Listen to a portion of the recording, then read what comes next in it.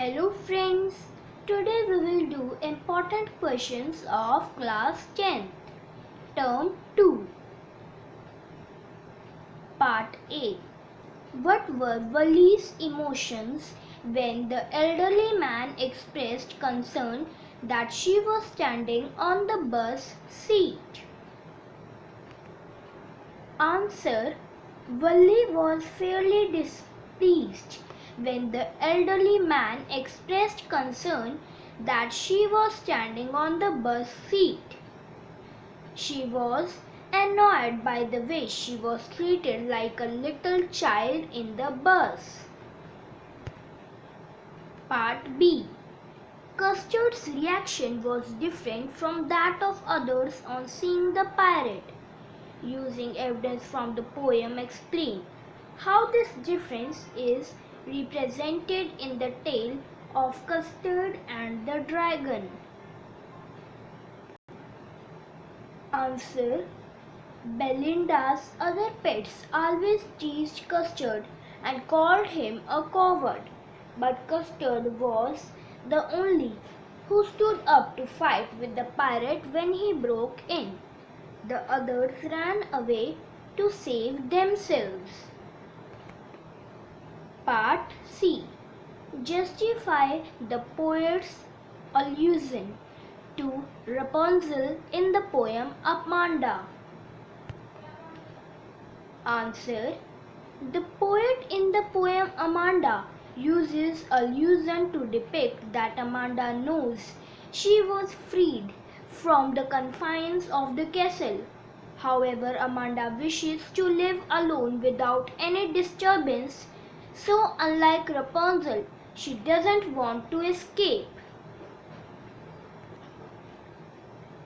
Part D. What does the poet Walt Whitman suggest by saying that they do not sweat and whine about their condition in the poem Animals? Answer. In the poem, the Walt Whitman said this phrase with reference to the animals. By this, he suggests that animals are satisfied and content with whatever they have in their lives. They do not cry about the situation they deal with. Part E. When the writer says baking was indeed a profitable profession in the old days, what did he mean? Answer. Through the given statement, the writer wants us to know that the eaters of the Portuguese bread have reduced in numbers today. This indicates that baking as a profession is now no longer that profitable which it used to be in the olden days. Part F. Comment on the tone of M. Forestier when said to Matilda, "Choose my dear." The tone of M. Forestier was benevolent. When Forestier heard the story of Matilda's distress, she felt the desire to help and thus offered her jewels box to choose from. Part G. Mr. Wheeler was pleased that Richard Everett not only put in the nightly research hours towards butterflies but also his other interests. Comment. Answer. Mr. Wheeler was pleased that Richard was able to balance his academics along with his hobbies. He was impressed with both Richard's commitment to work and his hobbies. He wanted Richard to grow as a well-rounded personality.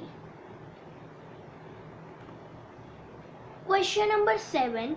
Answer any two of the following in about 120 words each. Part A. Natalia and Ivan argued about the ownership of Oxen Meadows and the superiority of the respective dogs in the play. The proposal, based on your understanding of the personality traits reflected through the given points of arguments of Natalia and Ivan, develop a conversation showcasing another argument between them. You may begin like this. Natalia: Hello Ivan, I wasn't expecting you to be here. Ivan: Hello, I am equally surprised to see you here. Natalia: Why are you surprised? Now the answer. Natalia: Hello Ivan, I wasn't expecting you to be here.